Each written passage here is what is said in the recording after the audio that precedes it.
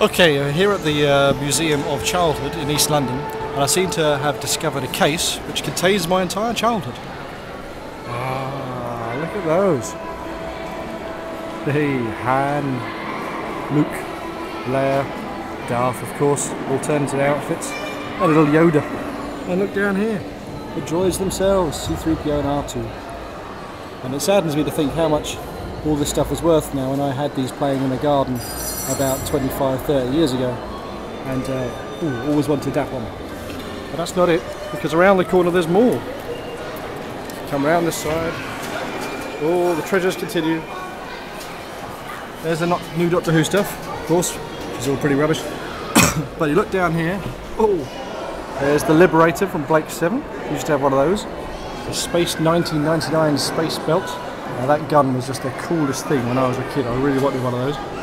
Down here, I can't even remember what this was meant to be, but I used to have one of these to separate into two halves and fire rockets and everything, which was fantastic. And of course, spaceship wise, well, really, that was just about the damn finest thing I ever had, which is the Buckminster Starfighter. Whoa, look at that. Still looks great now. Well, actually looks crap and plastic now. It was fantastic back then. And then the classic, dun, da, da, da. Oh yes, complete with yellow buttons that fired out through that spinny thing on the top. It is the Enterprise. So there you go, my childhood in a box. Okay, continuing the trip down memory lane, here we have the Masters of the Universe set. Woo! I remember these because of He-Man. There he is, sitting on top of his big cat, whose name I completely forget. With that's probably She-Ra in front of him. There's moss growing all over him, man, and woman with wings and various things, man with no neck, and Skeletor! And is that Evil Lyn? It must be, certainly, or Jaundice Lyn maybe, I'm not quite sure. And that's that's just funny. But I remember having these and having Castle Grayskull. Actually, I didn't have them, a friend of mine had them, so that's the reason why I liked him, so I could go around and play with his He-Man stuff. Children are fickle, remember that, people. Now, these of course, action men. Whee! In America I think you call them G.I. Joes. These were, well, every boy had these as a kid. And look at this, you got the Coldstream Guard one there.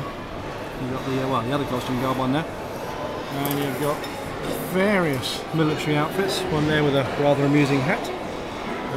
Pilot's kind of guy. Space Ranger! Not quite Buzz Lightyear. I wonder if I got the idea from him. And of course there's Arctic Adventure Man. You look down here, there's Victorian Diving Bell Man, slightly more modern of its age, scuba diving. And look at that, the Sea Wolf. I remember really wanting one of these as a kid, I never had one. I'm still scarred. Okay, well no trip through memory lane will be complete without one of these. Oh yes, the Rally Chopper. With American style handlebars, big prolonged seats for giving people backies on. This huge back wheel and a little front wheel for all the wheelies, and normally you would have had a kind of gear system there, which is missing now because it's got the twist grip handle. And I used to have one of these back in, oh dear, late 70s, early 80s.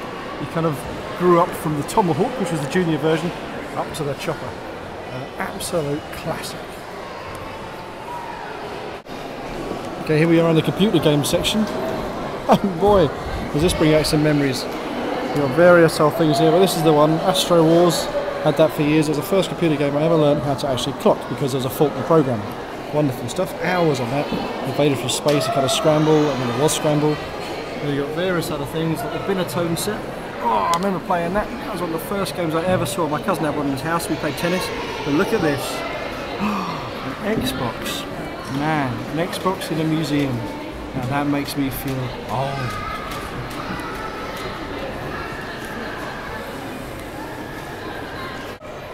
The great thing about places like this is you can find toys like these, which is just the most astonishing looking thing. It's an old Viennese theatre from the early 1800s. If you look back there, you can see the 3D effects, all the different kind of stage drops where you could play with your toys and do a little show. And I tell you, when I was a kid, if someone had offered me the chance to play one of these, I would have killed anyone it took to get hold of it. Absolutely fantastic. Okay, now I had to show you this. This thing is enormous. Look at this. There's my daughter there for scale. And look at it. This is a children's theatre from the 1700s in Paris. And if you look inside, look at the detail, all the different things there. And look how big it is compared to my daughter. Say hello, Ace. Hello, this is big as it is in here. And it is wild and it's nice. It's nice, isn't it? It looks like the one you would have seen in The Sound of Music, but obviously bigger. And when you think about it, I mean, this is meant to be a toy. Yeah, in some parts of London, this would count as property. Okay.